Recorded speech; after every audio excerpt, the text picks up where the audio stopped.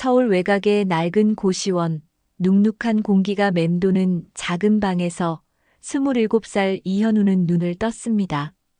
좁은 침대 옆에는 컵라면 용기가 쌓여 있었고, 책상 위에는 빛바랜 전공 서적과 함께 밀린 관리비 독촉장이 놓여 있었죠.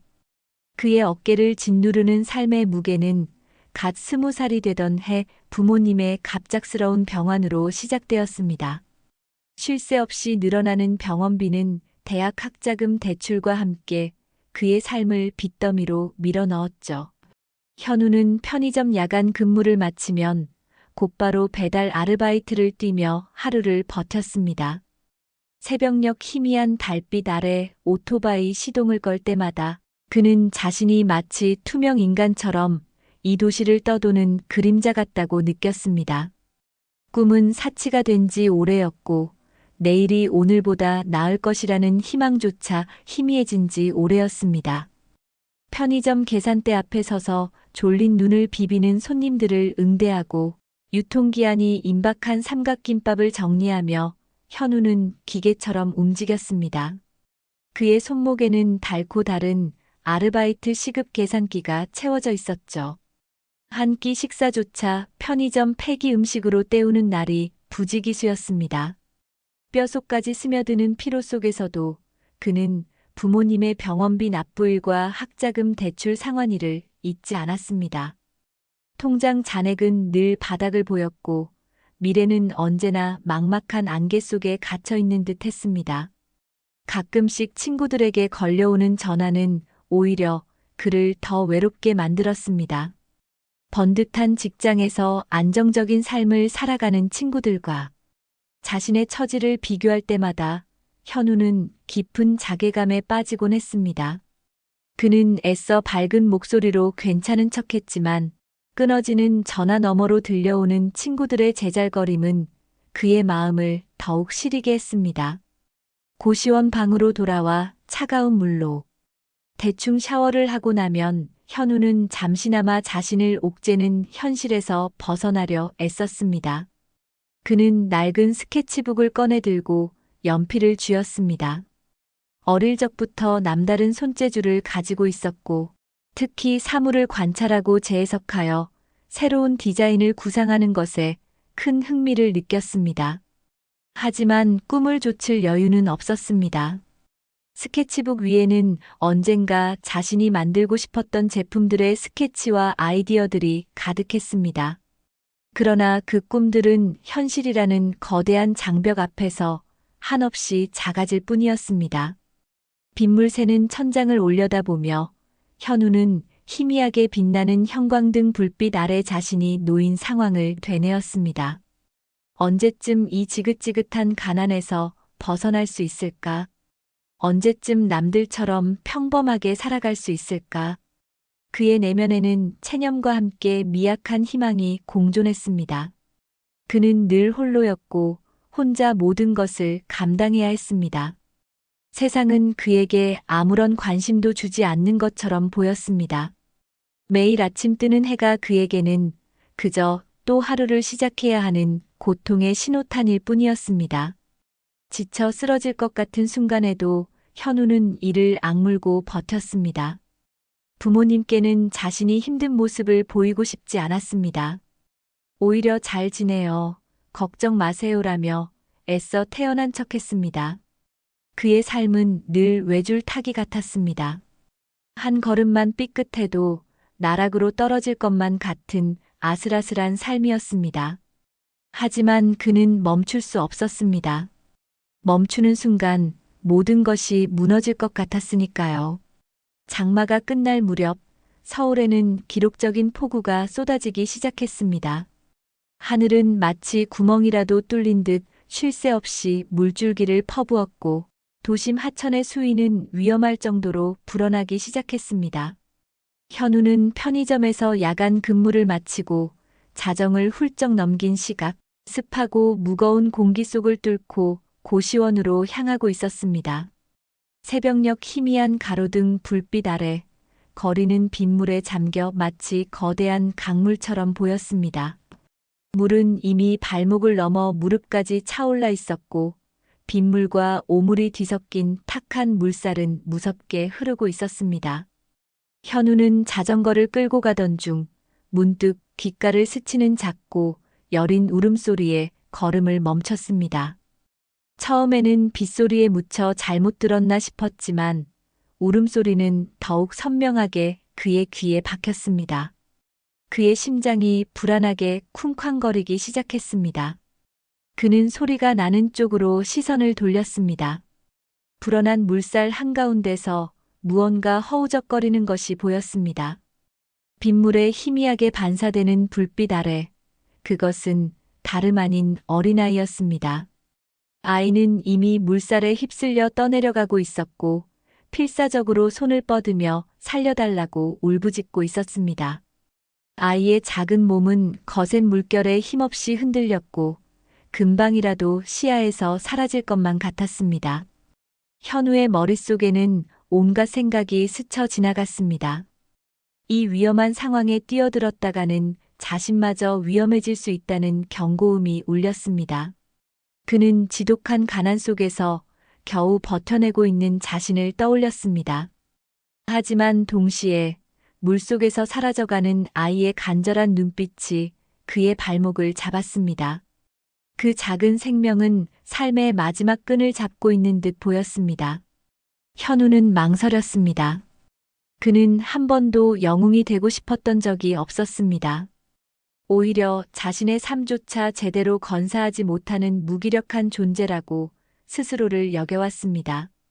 하지만 아이의 울음소리는 그의 이기적인 생각을 산산이 부쉈습니다. 살고 싶다는 절규가 그의 심장을 파고들었습니다. 현우는 순간 자신의 어머니가 자신을 낳고 키우기 위해 겪었던 고통과 희생을 떠올렸습니다. 생명은 그 무엇과도 바꿀 수 없는 소중한 것이었습니다. 그는 더 이상 주저할 수 없었습니다. 아이는 점점 더 멀어져 가고 있었습니다.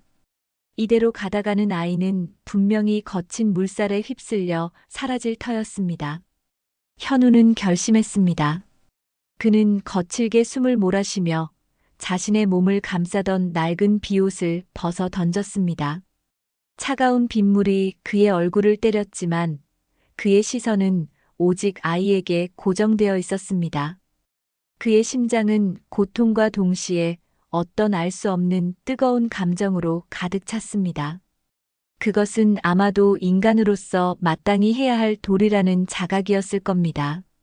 현우는 자신의 몸을 던질 준비를 했습니다. 비록 자신의 삶은 고달프고 의미 없는 것처럼 느껴졌을지라도 그는 이 작은 생명을 외면할 수 없었습니다. 어쩌면 이 아이를 구하는 것이 그의 삶에 처음으로 부여되는 의미 있는 일일지도 모른다고 생각했습니다. 온몸의 근육이 긴장으로 뻣뻣해지는 것을 느꼈습니다. 그는 심호흡을 한 후 망설임 없이 물속으로 뛰어들 준비를 마쳤습니다. 그의 눈빛은 굳건했습니다. 현우는 망설임 없이 탁한 물속으로 뛰어들었습니다. 발이 채 닿지 않는 깊이였지만 그는 필사적으로 팔을 휘저으며 아이가 있는 곳을 향해 나아갔습니다. 물살은 예상보다 훨씬 더 거셌습니다. 마치 살아있는 거대한 괴물처럼 그의 몸을 집어삼키려 들었고 차가운 물은 폐부 깊숙이 스며들어 숨쉬기조차 힘들게 만들었습니다. 흙탕물이 시야를 가려 아이의 모습이 흐릿하게 보였다 사라지기를 반복했습니다. 현우는 온몸에 힘을 다해 물살을 거슬러 헤엄쳐 나갔습니다. 그는 이미 몸이 지칠 대로 지쳐 있었지만 아이의 울음소리가 그의 귀에 박혀 발버둥치게 만들었습니다. 아이는 이미 거의 기진맥진한 상태였습니다. 물속에서 허우적거리다 차가운 물을 들이켜 콜록거리는 아이의 모습은 현우의 심장을 더욱 아프게 했습니다. 마침내 현우는 아이에게 닿을 수 있었습니다. 작은 몸을 끌어안자 아이는 그의 목을 필사적으로 끌어안았습니다. 아이의 몸은 차갑게 식어 있었고 두려움에 몸을 덜덜 떨고 있었습니다. 현우는 아이를 품에 꼭 안고 다시 물살을 헤치며 가까스로 도로변에 있는 버스 정류장으로 향했습니다. 정류장 지붕 위가 그나마 안전해 보였습니다. 빗물에 미끄러운 버스 정류장 기둥을 잡고 간신히 몸을 지탱하며 현우는 아이를 먼저 지붕 위로 올려보냈습니다. 그리고 자신도 필사적으로 기어 올랐습니다. 차가운 빗물이 얼굴을 때렸고 몸은 이미 한계에 다다른 듯 했지만 아이가 무사히 지붕 위로 올라선 것을 확인하자 안도의 한숨을 내쉬었습니다. 지붕 위는 좁고 미끄러웠지만 물속에 있는 것보다는 훨씬 나았습니다. 현우는 아이를 품에 꼭 안고 빗줄기를 피할 수 있도록 자신의 몸으로 아이를 가려주었습니다. 아이는 여전히 흐느끼고 있었지만 현우의 품속에서 조금씩 안정을 찾아가는 듯 했습니다. 새벽의 차가운 공기와 거센 빗줄기 속에서 현우와 아이는 구조를 기다렸습니다. 시간은 더디게 흘렀고 몸은 점점 더 차갑게 식어갔습니다. 하지만 현우는 아이에게 계속해서 괜찮다고 속삭여 주었습니다. 괜찮아. 이제 괜찮을 거야. 곧 구조대가 올 거야. 그의 목소리는 빗소리에 묻혀 희미하게 들렸지만 아이에게는 분명한 위로가 되었습니다.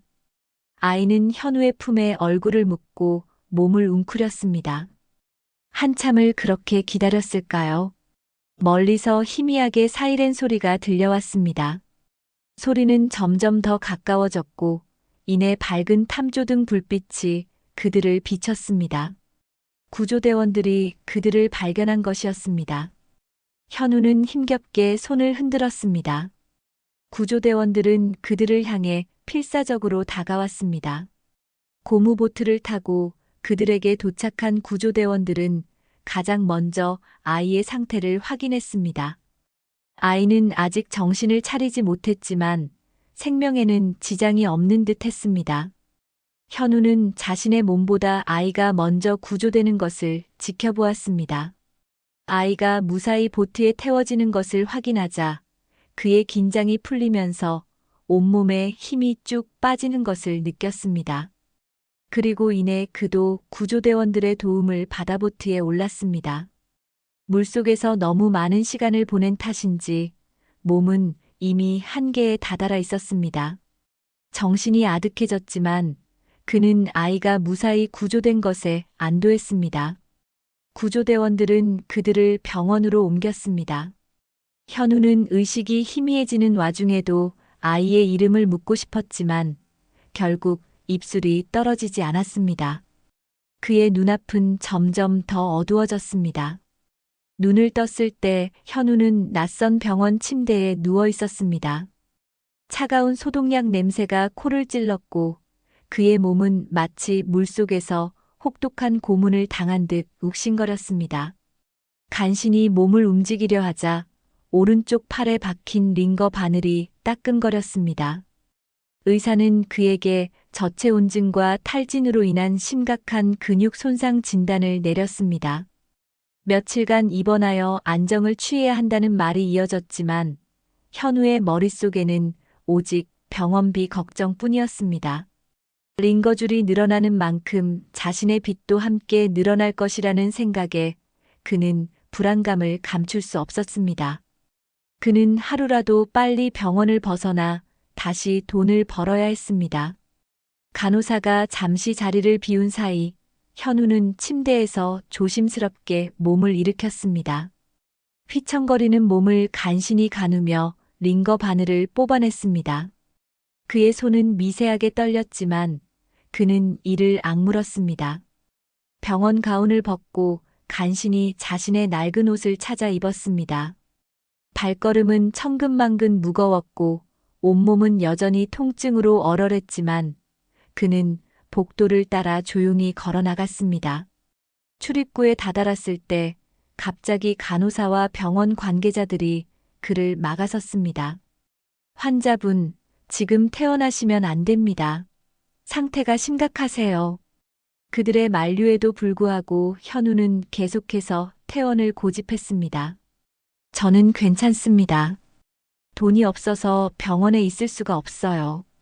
그의 솔직한 말에 간호사의 표정은 난감해졌습니다. 결국 현우는 병원 관계자들에게 거의 쫓겨나다시피 병원을 나섰습니다. 몸은 비틀거렸고 빗물에 젖었던 옷은 여전히 축축한 기운을 머금고 있었습니다. 갈 곳은 없었습니다. 고시원으로 돌아갈 힘조차 남아있지 않았습니다. 그는 갈림길에 서서 막막함에 한숨을 내쉬었습니다. 주머니를 뒤져보니 며칠간 일하고 받은 아르바이트비 몇만 원이 전부였습니다. 이 돈으로는 당장 먹고 자는 것조차 빠듯했습니다. 그는 길가에 주저앉아 무릎에 얼굴을 묻었습니다. 자신의 삶이 왜 이렇게까지 힘들어야 하는지 그는 알 수 없었습니다. 그저 다른 사람처럼 평범하게 살고 싶었을 뿐인데 왜 자신에게는 이토록 가혹한 시련만이 주어지는지 이해할 수 없었습니다. 그날 밤 현우는 한겨울밤의 추위 속에서 길거리의 노숙자 쉼터를 전전했습니다. 씻지도 못하고 제대로 잠들지도 못하며 그는 며칠을 보냈습니다. 몸은 점점 더 망가져갔지만 그는 아무도 붙잡아줄 사람이 없었습니다. 그가 목숨을 걸고 구했던 아이는 어떻게 되었을까? 병원에 있었을 때 그는 잠시 아이가 입원했던 병실 앞을 지나쳤습니다. 아이는 창백한 얼굴로 침대에 누워 있었고 아직 보호자는 나타나지 않은 듯 했습니다. 아이는 정신적인 충격으로 말을 잃은 상태라고 했습니다. 현우는 아이의 모습에 가슴이 아팠습니다. 자신은 이렇게 힘든데 그 작은 아이는 얼마나 더 큰 충격을 받았을까요? 현우는 비록 자신의 처지가 막막할지라도 아이가 무사히 보호자의 품으로 돌아가기를 진심으로 바랐습니다. 그의 삶은 바닥을 치고 있었지만 그는 결코 자신을 자책하거나 남을 원망하지 않았습니다. 그저 묵묵히 이 고난을 견뎌낼 뿐이었습니다. 그러나 밤은 길었고 그의 미래는 더욱 암울하게만 느껴졌습니다. 차가운 바람이 그의 뺨을 스쳤고 그는 혼자였습니다. 세상은 그에게 아무런 관심도 없는 것처럼 보였습니다. 며칠 후 현우는 여전히 길거리를 헤매며 하루하루를 버티고 있었습니다. 병원에서 퇴원한 이후 몸 상태는 더욱 나빠졌지만 그는 아픈 몸을 이끌고 다시 아르바이트 자리를 찾아 나섰습니다. 그러던 어느 날 우연히 지나가던 공원 벤치에 앉아 잠시 쉬고 있을 때였습니다. 번쩍이는 검은색 고급 세단 한 대가 그의 앞에 멈춰 섰습니다. 현우는 무심하게 차를 바라보았습니다. 곧이어 차 문이 열리고 말끔한 정장 차림의 중년 남성과 우아한 드레스 차림의 여성이 내렸습니다. 두 사람은 현우를 발견하자마자 성큼성큼 다가왔습니다.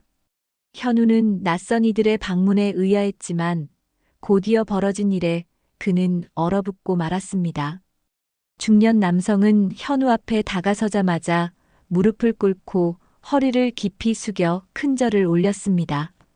현우는 당황하여 몸을 뒤로 물렸습니다. 아니, 이게 무슨... 괜찮으십니다. 이러실 필요 없습니다.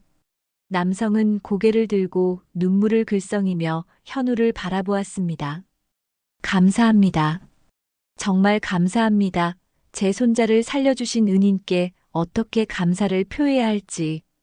현우는 그제야 상황을 어렴풋이 짐작할 수 있었습니다. 그들이 바로 자신이 홍수에서 구했던 아이의 보호자였습니다. 여성 역시 옆에서 손수건으로 눈물을 훔치며 현우에게 거듭 고맙다는 말을 전했습니다. 남자는 자신을 국내 굴지의 대기업 대한그룹의 회장이라고 소개했습니다.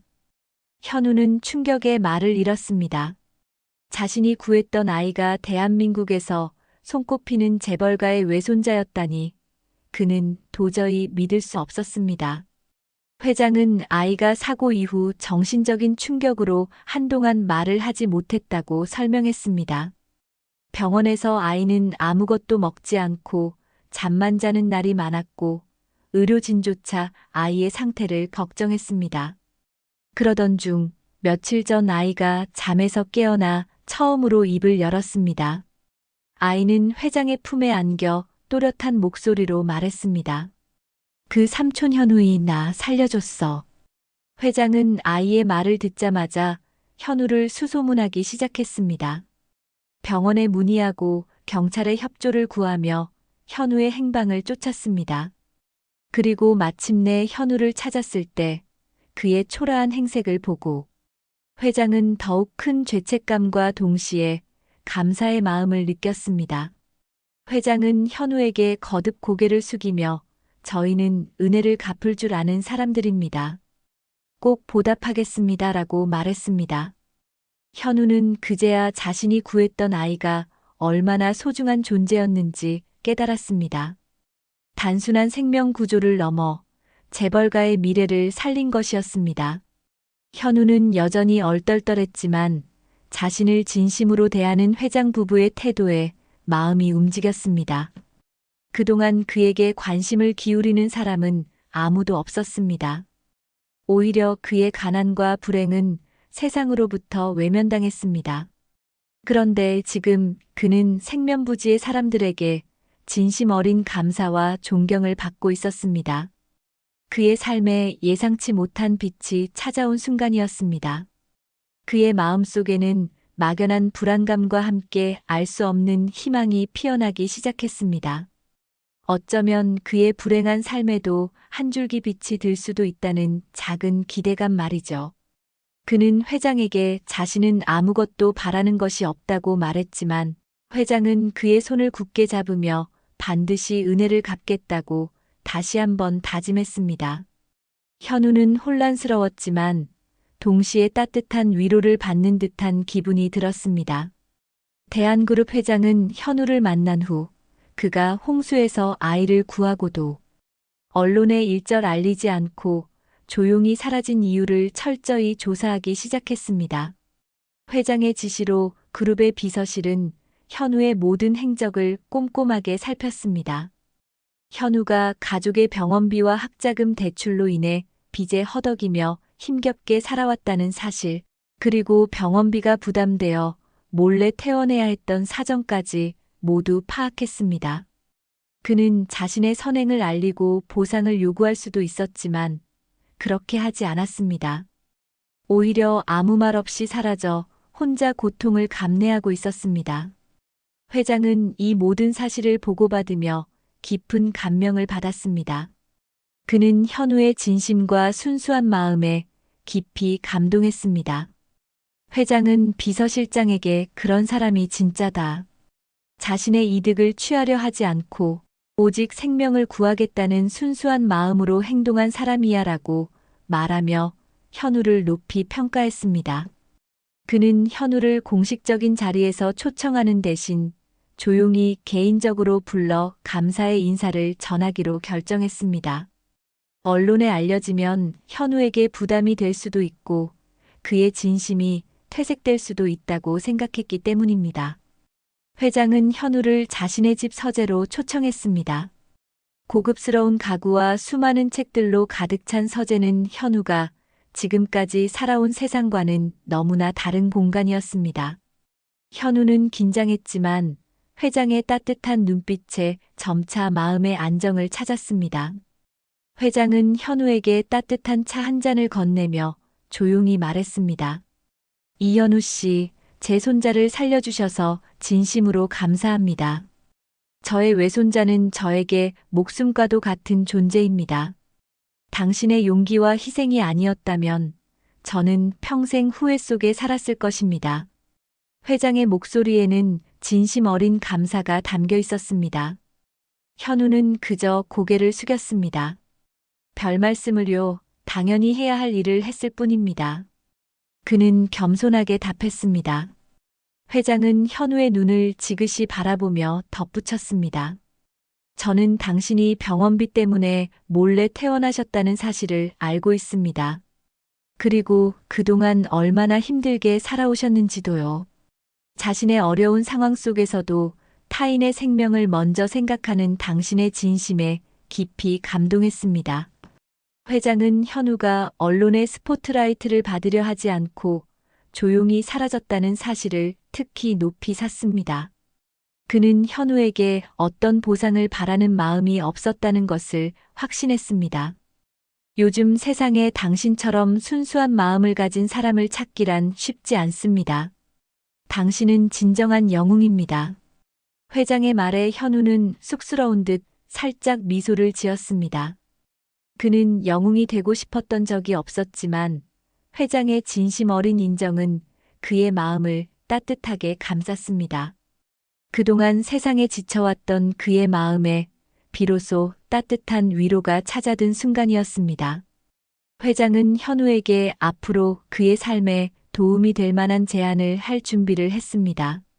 현우는 자신에게 새로운 기회가 찾아올 것이라는 예감에 가슴이 두근거렸습니다. 회장은 현우에게 자신의 진심을 전한 후 실질적인 도움을 주기로 결심했습니다. 그는 현우의 빚을 모두 갚아주겠다고 말했습니다. 부모님 병원비, 학자금 대출, 그리고 그동안의 생활비로 인해 현우의 어깨를 짓누르던 수천만 원의 빚이 한순간에 사라지는 순간이었습니다. 현우는 믿을 수 없다는 표정으로 회장을 바라보았습니다. 그의 눈가에는 뜨거운 물기가 맺혔습니다. 오랜 세월 자신을 옥죄던 빚의 굴레에서 벗어날 수 있다는 사실에 그는 감격했습니다. 그는 몇 번이고 감사의 말을 전하려 했지만 목이 메어 제대로 된 소리가 나오지 않았습니다. 회장은 따뜻한 미소로 현우의 어깨를 두드렸습니다. 이것은 당신이 제 손자를 살려준 것에 대한 작은 보답입니다. 그리고 당신의 진심에 대한 존경의 표시이기도 하고요. 회장은 이어서 더욱 파격적인 제안을 했습니다. 대한그룹 산하의 자회사에 현우를 정규직으로 채용하겠다는 것이었습니다. 현우는 다시 한번 놀라움을 금치 못했습니다. 편의점 아르바이트와 배달일로 하루하루를 버티던 그에게 대기업 정규직 채용은 꿈만 같은 이야기였습니다. 그는 자신이 과연 이 제안을 받아들일 자격이 있을까 하는 생각에 망설였습니다. 회장은 현우의 눈빛을 읽었는지 덧붙였습니다. 당신이 가진 재능을 저희 그룹에서 마음껏 펼쳐 보이길 바랍니다. 저희는 인재를 소중히 생각합니다. 회장은 현우의 스케치북에 그려진 디자인들을 기억하고 있었습니다. 현우가 구호 당시 지니고 있던 가방에서 우연히 발견한 것이었습니다. 회장은 현우가 디자인에 남다른 재능이 있다는 것을 간파하고 그룹의 콘텐츠 기획부서에 현우를 배치했습니다. 그곳은 현우가 어릴 적부터 꿈꿔왔던 분야였습니다. 현우는 처음에는 낯선 환경과 대기업의 거대한 규모에 주눅이 들었지만 곧 자신의 재능을 마음껏 발휘하기 시작했습니다.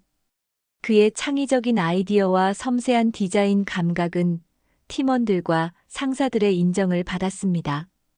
그는 밤샘 근무도 마다하지 않고 열정적으로 일했습니다. 자신에게 주어진 새로운 기회를 놓치고 싶지 않았습니다.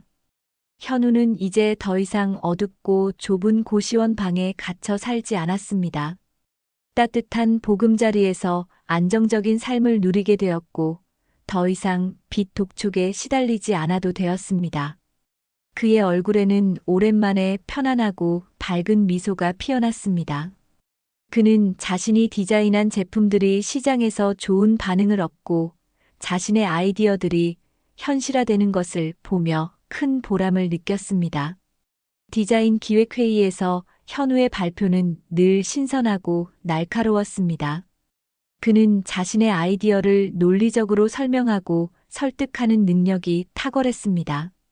동료들은 그의 재능과 성실함에 찬사를 보냈습니다.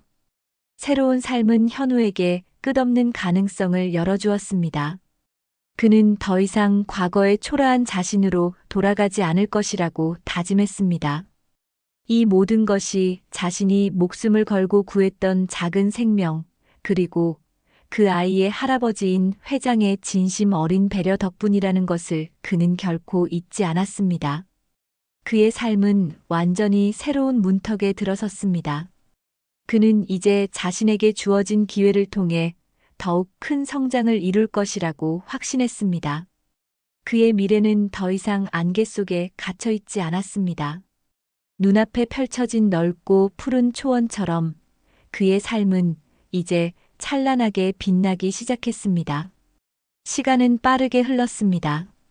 현우는 대한그룹 콘텐츠 기획부서에서 없어서는 안 될 핵심 인재로 성장했습니다. 그의 손을 거쳐 탄생한 수많은 디자인들은 그룹의 이미지 제고에 크게 기여했고, 그는 젊은 나이에 팀장으로 승진하며 자신의 입지를 굳혔습니다. 이제 더 이상 과거에 가난하고 지쳐 보이던 청년은 찾아볼 수 없었습니다. 그의 얼굴에는 자신감과 여유가 넘쳐 흘렀고, 눈빛은 빛으로 가득했습니다. 그는 회사에서 인정받는 능력 있는 직원이자 동료들에게 존경받는 리더가 되었습니다. 그러는 동안 현우가 홍수에서 구했던 그 아이는 어느새 건강하게 자라 활기찬 웃음을 되찾았습니다. 아이는 이제 현우를 보면 달려와 삼촌 하고 부르며 품에 안겼습니다. 현우는 아이의 해맑은 미소를 볼 때마다 자신이 얼마나 소중한 일을 했는지 새삼 깨달았습니다. 아이는 그에게 단순한 생명 이상의 의미였습니다. 아이의 존재는 현우의 삶을 완전히 바꿔놓은 계기였으니까요. 그는 주말마다 아이와 함께 놀아주며 삼촌 노릇을 톡톡히 했습니다. 아이는 현우를 따랐고 현우 역시 아이를 보며 새로운 활력을 얻었습니다. 어느 날 회장은 현우를 자신의 집으로 초대했습니다. 따뜻한 차를 마시며 회장은 현우에게 깊은 눈빛으로 말했습니다. 내 손자를 살린 건 생명이지만 그 아이의 미래를 지킨 건 당신의 진심이야. 회장의 목소리에는 변함없는 감사와 존경이 담겨 있었습니다. 현우는 회장의 진심 어린 말에 깊은 감동을 받았습니다. 그는 자신이 특별한 일을 했다고 생각하지 않았지만 회장은 그의 순수한 마음에 계속해서 의미를 부여해 주었습니다. 회장은 현우에게 앞으로도 그룹의 미래를 이끌어갈 중요한 역할을 맡아달라고 부탁했습니다. 현우는 자신의 어깨에 놓인 책임감을 느끼면서도 동시에 자신에게 주어진 새로운 삶에 대한 감사함으로 가슴이 벅차올랐습니다. 그는 창밖을 바라보며 깊은 생각에 잠겼습니다. 한때는 아무것도 아닌 존재라고 스스로를 여겼던 자신이 이제는 누군가의 삶에 긍정적인 영향을 미치고 나아가 사회에 기여할 수 있는 사람이 되었다는 사실이 꿈만 같았습니다. 하늘을 올려다보자 맑고 푸른 하늘이 그의 눈에 들어왔습니다. 그는 조용히 혼잣말을 했습니다. 이젠 나도 누군가의 미래가 될 수 있겠지. 그의 목소리에는 희미한 떨림과 함께 확신이 담겨 있었습니다.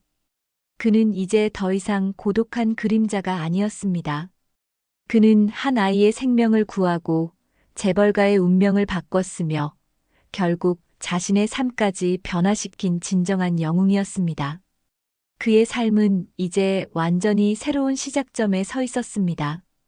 그의 앞에는 밝고 희망찬 미래가 펼쳐져 있었고 그는 그 미래를 향해 힘찬 발걸음을 내디딜 준비가 되어 있었습니다. 그의 이야기는 이제 시작될 뿐이었습니다.